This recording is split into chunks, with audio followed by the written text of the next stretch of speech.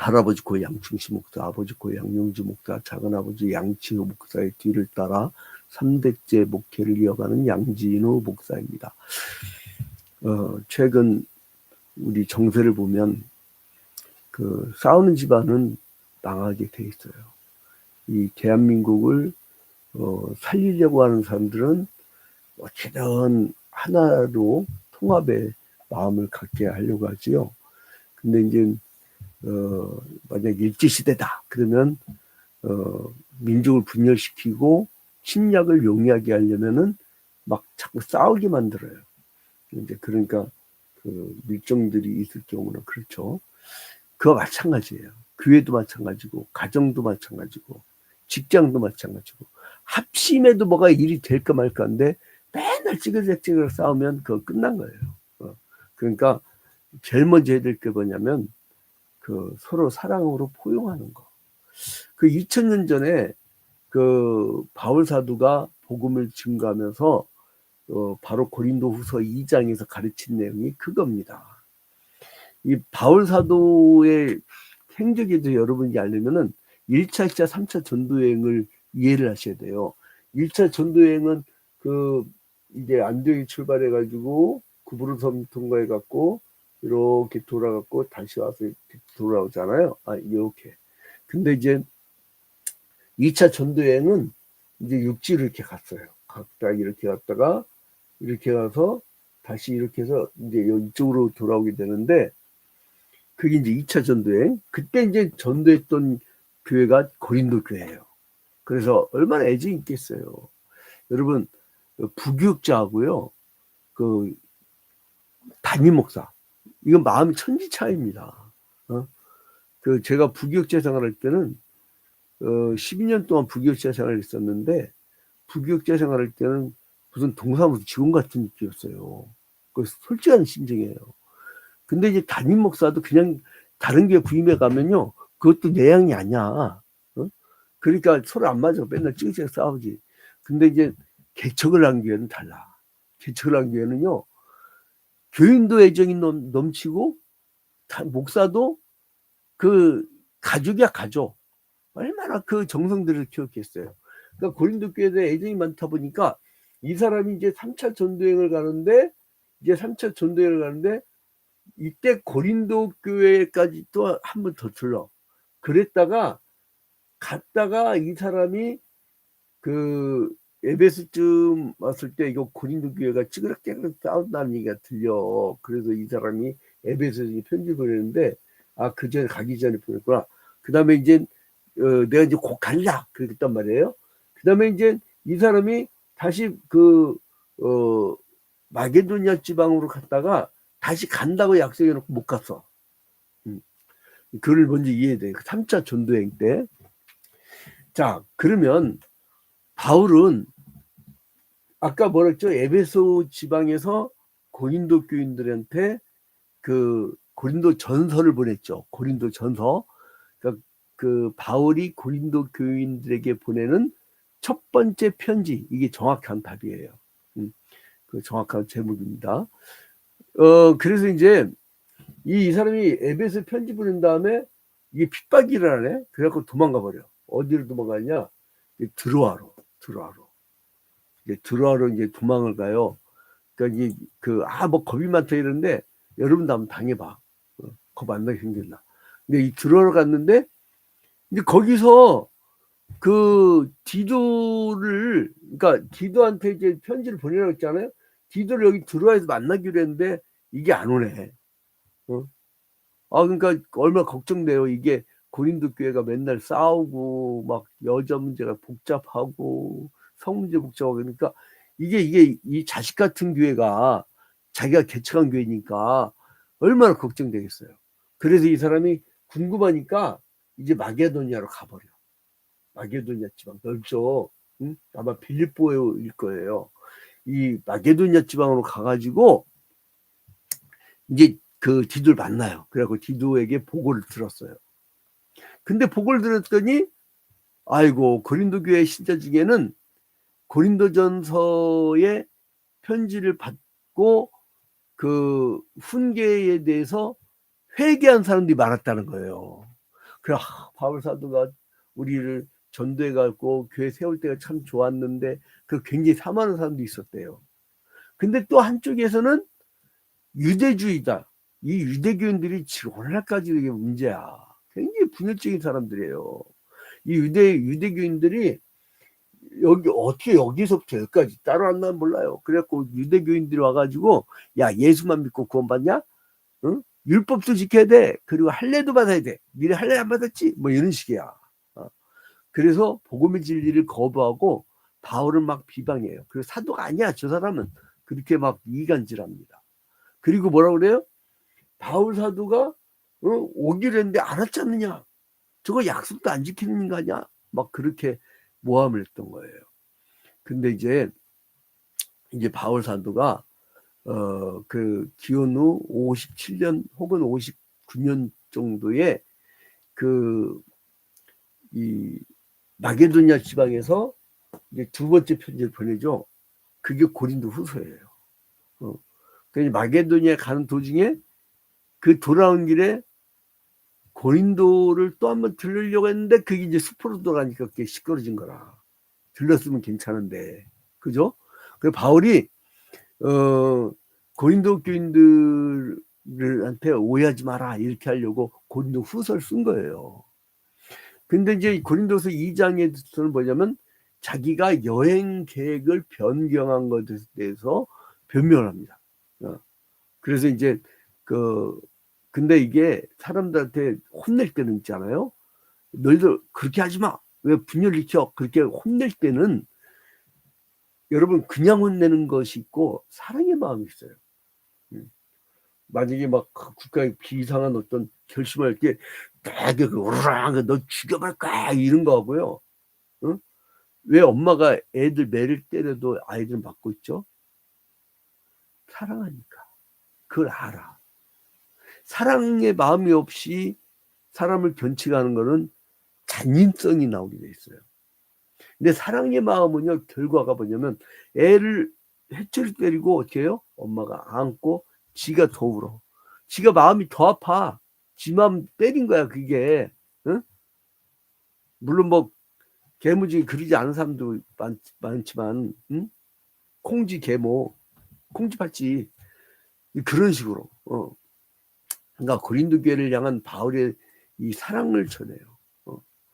근데 이거를 악용해서 막 비방하려는 사람들이 생기니까 이제 이 사랑으로 이제 용서를 해라.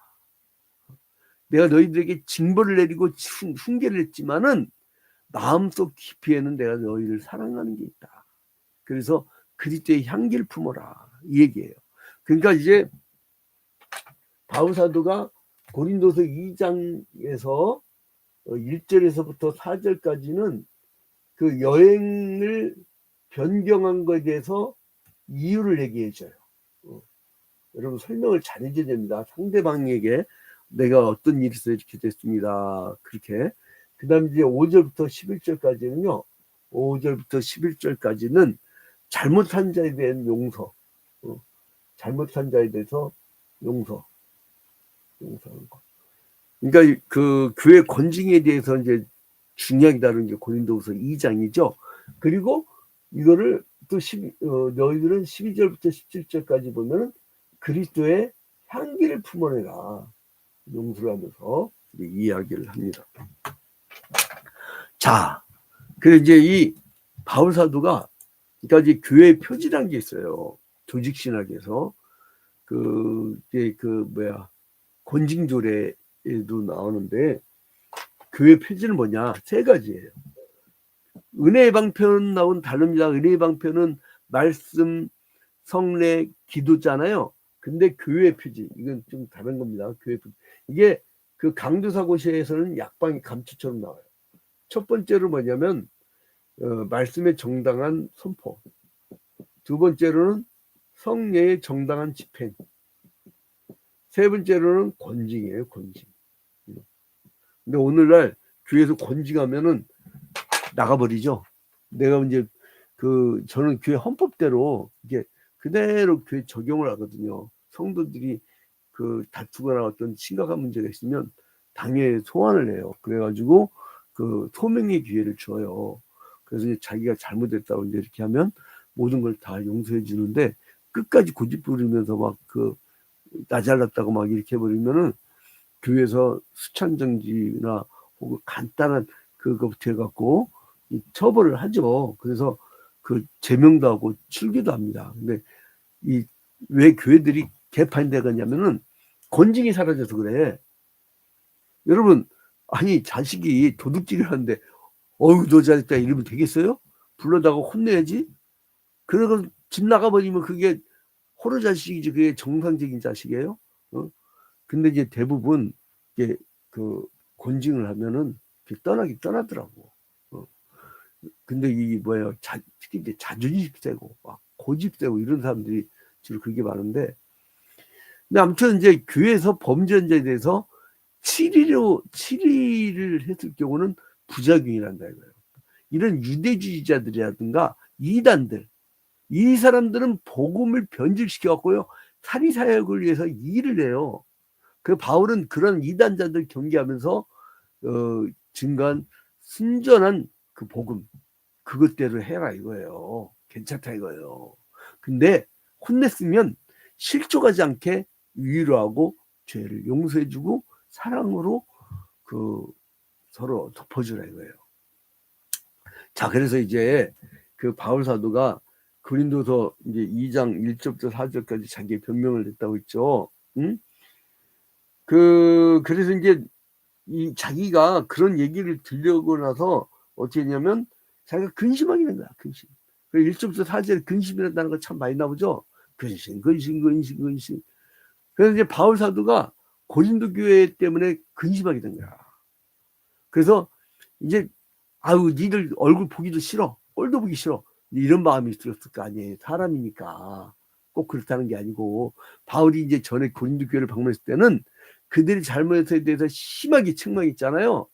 그래서 상처를 받는 사람도 있었어. 그러니까 바울 사도에 대해서 공격을 하는 거예요. 그래서 바울이 다시 이제 고린도 교회를 방문하여서 서로에게 근심을 주는 것을 피하여서 고린도 방문을 그러니까 바로 가면 그러지 않아도 막 혼내고 싸웠던 사람들인데 또 바로 가면 서로 상처가 될 거 아니에요. 그래서 이게 좀 전략적으로 늦게 방문한 거 아닌가. 방문하지 않은 이유가 이 바울이 또 이제 이게 서로 감정이 아직 사그라지지 않았을 때니까. 그래서 이제 기쁨이 돼야 되는데 서로 간에 근심이 될 경우는 안 만나는 게 좋아요, 여러분. 괜히 막 마음 불편한데 그냥 괜히 거기 가가지고 그냥 굳이 부딪힐 필요가 있겠어요? 바울은 그래서 자기가 큰 환난과 애통한 마음이 있어서 많은 눈물로 고린도 교회 성도들에게 편지를 썼는데 이제 이게 자기를 이제 근심하게 하려 한 것이 아니고 오직 자기가 이제 넘치는 사랑 때문에 그랬다는 것을 보여준 거예요. 자, 여러분 보니까 이 바울 사도가 얼마나 애정이 많은 사람인지 사도행전 20장 17절에 보니까요. 그러니까 이 3차 전도행 때죠. 바울이 밀레도에서 사람을 에베소로 보내요. 그러니까 이 밀레도에서 에베소로 사람을 보내요. 그러니까 아마 이게 로마행으로 갈 때네. 밀레도 섬을 들은 거는.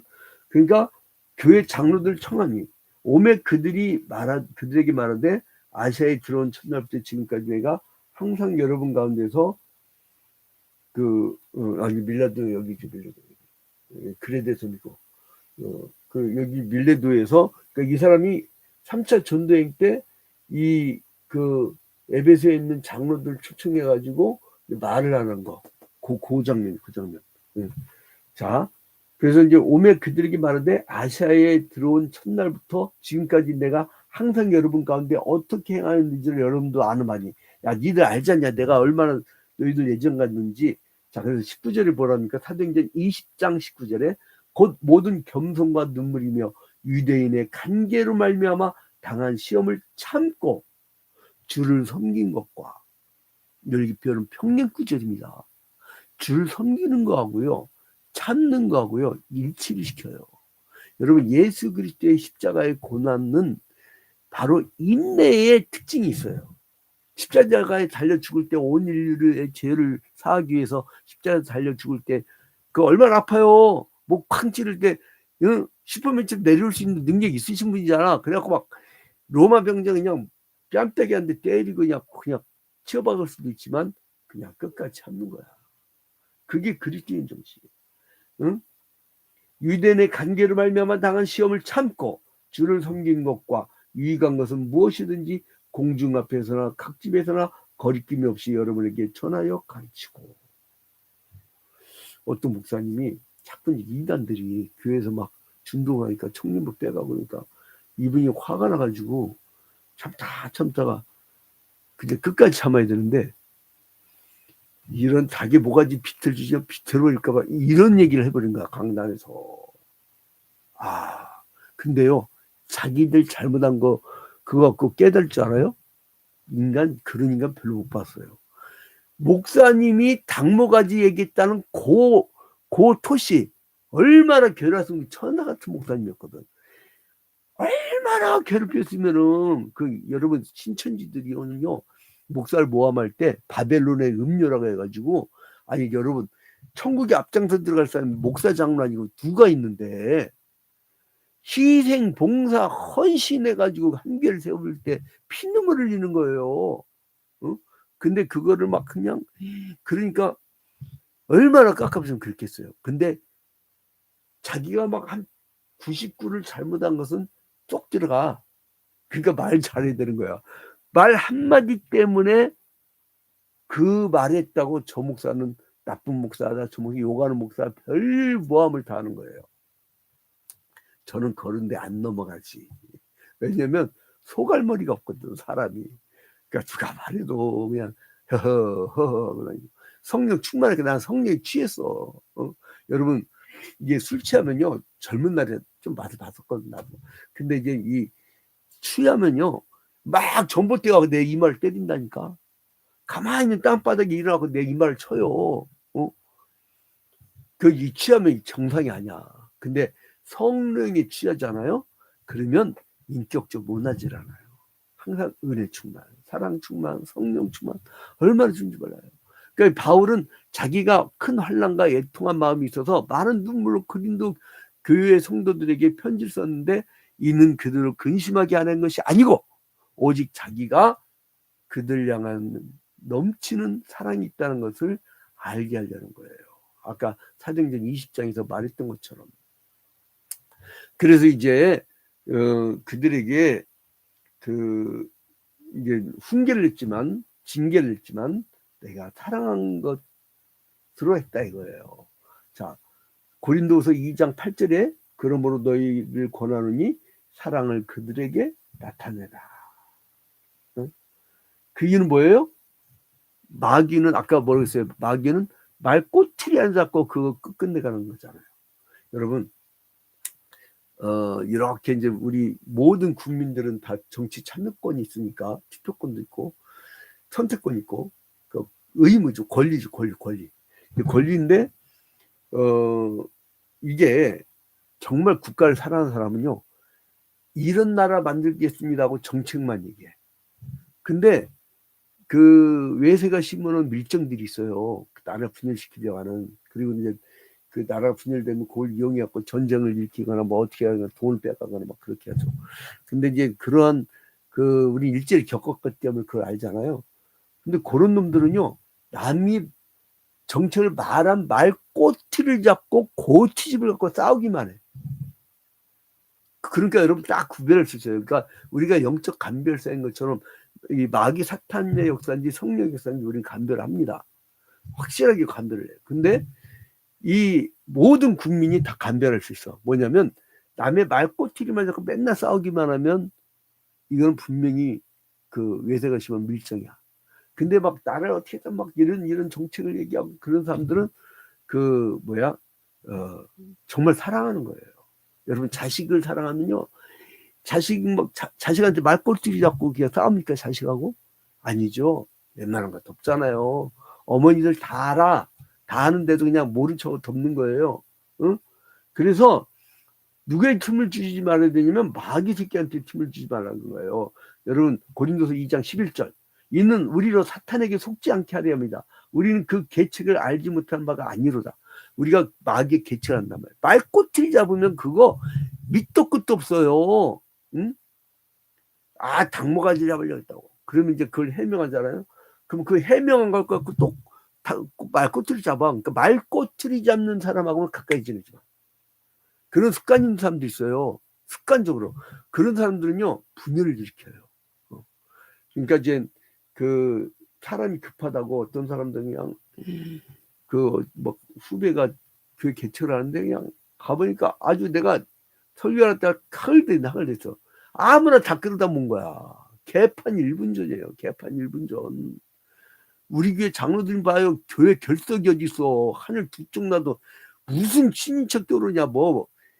애누리가 없어요. 아파 죽어도 막 지 손가락 부러져도 교회 나오는 사람들이야. 그러니까 이렇게 딱 기간이 잡히면요. 소수라도 강소형 교회가 될 수가 있어요. 근데 막 그냥 개처럼 사람 급하니까 이놈 저놈 그냥 그러면 개판 일본인들 나중에 그 통제도 못합니다. 그 애들 막 다 키워놓으면요 엉망진창이 돼버려요. 그 한 군대를 만들기 얼마나 힘든지 알아요, 여러분? 얼마나 힘든지 몰라요. 그러니까 여러분 그 이 바울사도가 마귀한테 지지 마라. 마귀의 계략을 알라는 거예요. 그래서 어떻게 마귀의 계략을 이기려면 어떻게 된다고요? 사랑을 해라. 사랑을 하라. 사랑을 해라. 그래서 이제 사랑을 하면 바울은 범죄에서 교회에서 징계를 받은 자에 대해서 그 사랑으로 해주면은 이 사람들이 그 눈물을 흘리고 변화가 일어난다는 거예요. 그리고 이제 이걸 벌어지면 그것을 그리스도의 향기라고 했어요. 자, 봐봐요. 16절. 이 사람에게는 사망으로부터 사망에 이르는 냄새요. 저 사람에게는 생명으로부터 생명에 이르는 냄새라. 누가 이 일을 감당하리요? 우리는 수많은 사람들처럼 하나님 말씀을 혼잡하게 하지 않냐고. 말꼬리 잡고 막 혼잡하게 하지 않고 곧 순전함으로 하나님께 받은 것 같이 하나님 앞에서와 그리스도 안에서 말하노라. 여러분, 마귀의 괴계를 이길 수 있는 방법은요, 사랑이 방법이에요. 나를 그 힘들게 하는 사람 있잖아요. 끌어안아요. 그럼 상대방이 미안해합니다. 그 표독스럽게 같이 막 들이받잖아요. 응? 특히 성격장애 잘못 걸리면요, 아주 다각도로 사람을 죽여요. 분노 조절장애 잘못 만나면 그 살인 사건 나요. 근데 여러분, 바울은 그래서 항상 그리스도의 향기를 항상 품으라는 거예요. 응? 그래서 여러분, 복음을 전하는 자들은 교회의 순결성을 지키기 위해서 범죄한 자들에 대해서는 이 권징은 있어야 되겠지만, 그러나 그들이 고린도 교회처럼 회개하고 돌아왔을 때는 그리스도의 사랑으로 용서해 주란 거예요. 그리고 위로해 주란 거예요. 왜요? 사탄의 괴계로 교회가 어지러워지는 것을 방지하기 위해서 그래요. 성도는 모든 일을 행하에 있어서 사탄의 계략이 있다는 것을 기억하고 영적 전투에서 승리하는 하루가 되길 주님의 이름으로 축원드립니다. 사탄을 이길 수 있는 방법은 사랑의 방법이고, 그리고 또한 사탄의 세력을 물리칠 수 있는 방법은 그리스도의 향기를 품는 거예요. 여러분, 우리의 전쟁은 영적 전쟁입니다. 총칼 들고 나가는 게 아니에요. 사랑의 무기를 가지고 나가서 승리하는 여러분이 되시기를 주님의 이름으로 축원드립니다.